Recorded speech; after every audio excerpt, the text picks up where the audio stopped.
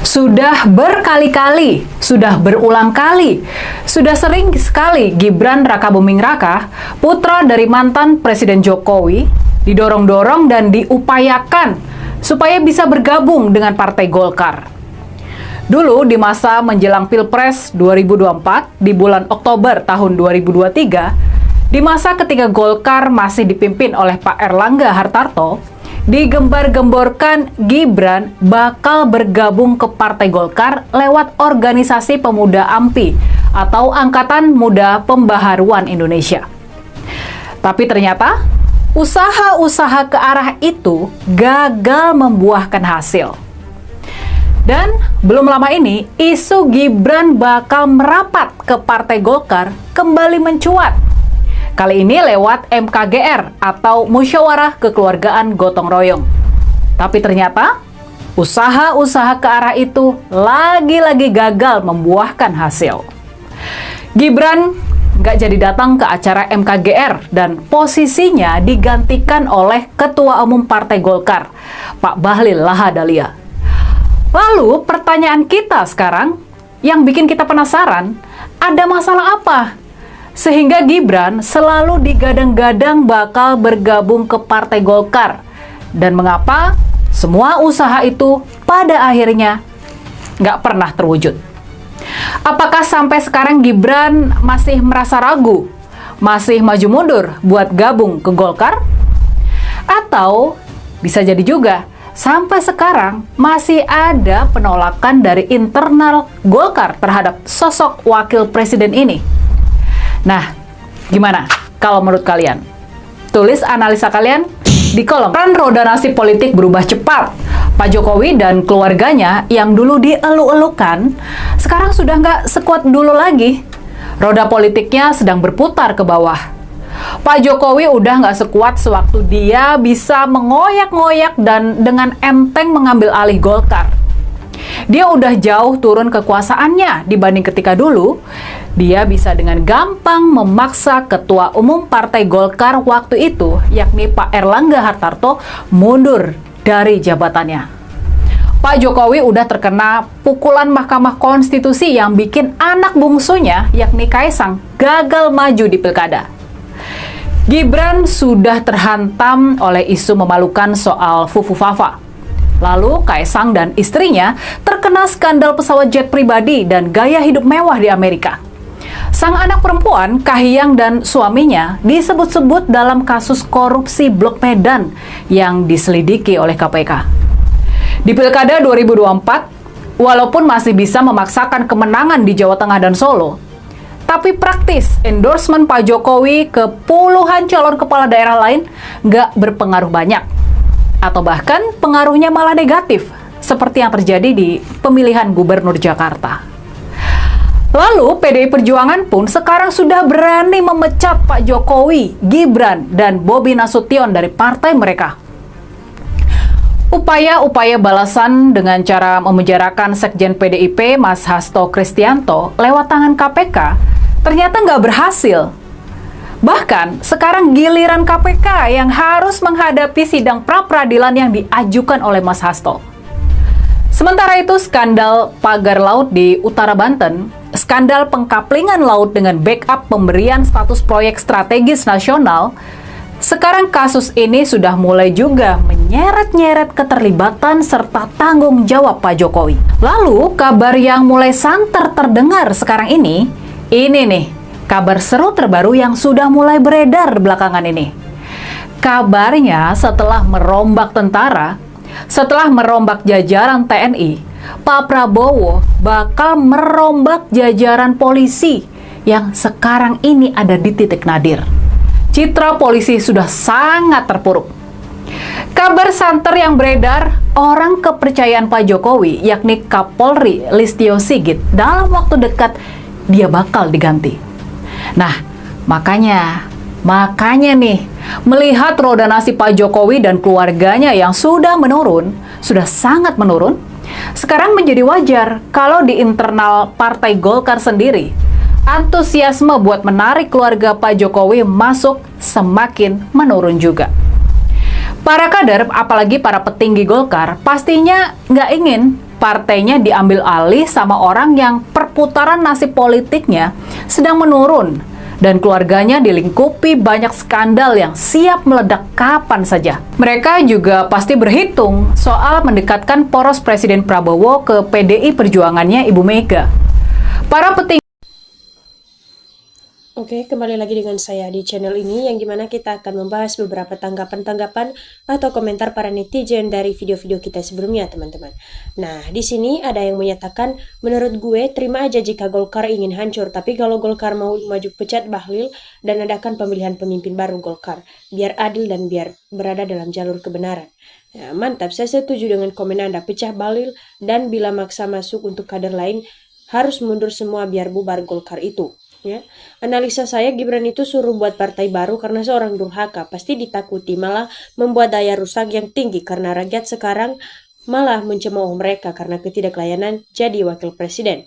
Ya, Ketua Golkar sebaiknya putra daerah Lampung, Dr. Andus Riwantori dalam Kiai Senior Polos Jujur berpengalaman politik dan ekonomi sosial.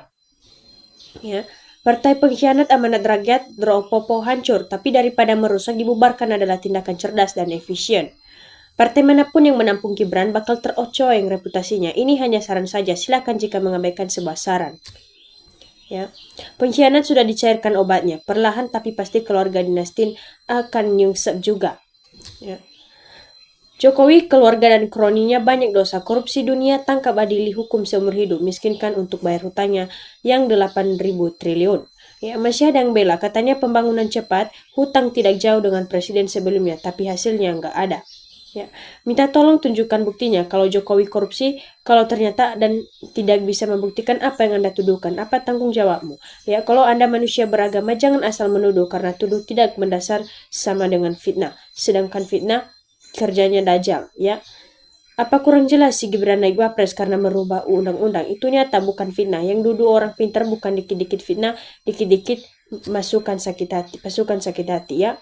Betul, jangan sampai keluarga Jokowi ikut partai Golkar. Dia itu seperti benalo yang akan bikin mati kader partai, ya. Semoga saja para pengurus dan tokoh-tokoh Golkar semua masih pada punya pemikiran yang waras, ya, sehingga harus berani menolak calon kader yang tidak kompeten dan minus suaranya di masyarakat.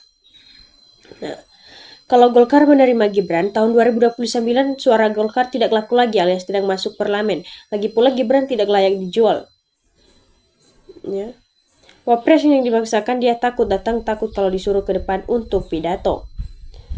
Sudah sewajarnya jika Golkar menolak Gibran Sulfa jadi kadernya. Kita tahu Golkar partai yang punya banyak kader-kader, mempunyai yang malang melintang dalam politik. Masa ia mau merekrut orang-orang pecatan partai lain yang telah berkhianat dan tak tahu diri, tak tahu balas budi. Nggak becus kerja, malulah Golkar bukan kayak PSSI.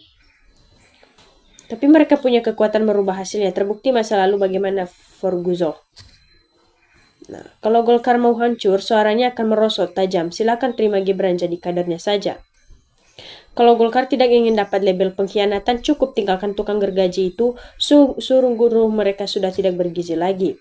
Golkar sudah banyak kader-kader cerdas, jangan terima Gibran karena nantinya dia pasti ingin maju lagi di Pilpres sebagai perahunya. Hargai senior-senior partai Golkar. Ya, selesaikan dulu Pak Mulyono ijazahmu sama ijazah anakmu, baru jadikan pejabat, jangan meremehkan sekolah Pak. Ya, lebih baik tidak bernaung di partai Golkar, bernaung saja di partai kecil, partai baru yang belum banyak dosa dengan negara ini. Ya, wawasan untuk semua partai bila pergantian ketua usahakan orang dalam yang sudah berjuang yang setia dan loyal, jangan sampai orang baru bahkan pelarian dari partai tertentu. Ya, mungkin Partai Golkar tidak menerima keluarga Mulyono. Bisa jadi bumerang buat Partai Golkar ke depannya. Bravo Mbak Rini, ya. Gibran biasanya pelongo-pelongo saja dan cek kata yang pernah tahu sih, dianggap punya ijazah SMA dan yang ada punya ijazah setara SMP di salah satu keanggotaan kursus di Selandia Baru.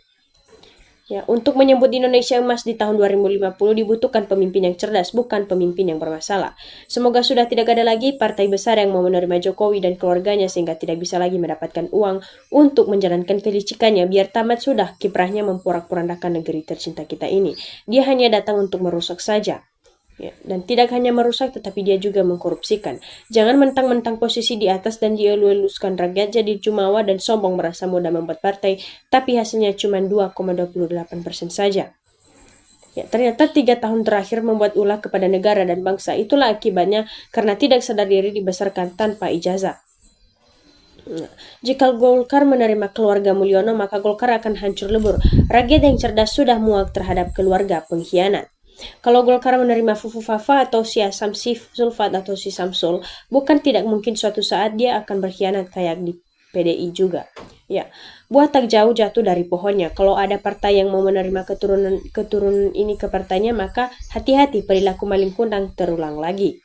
Bencana buat Golkar, bencana buat Indonesia. Keluarga pengkhianat, ayo Golkar bersih-bersih, ingat sejarah besar partai yang besar di Indonesia. Aura pemimpin sejati itu sudah kelihatan wibawanya penampilan. Omongannya bisa dipercaya dan memegang amanah rakyat, kuat muaranya, membawa keberkahan untuk negara yang dipimpinnya.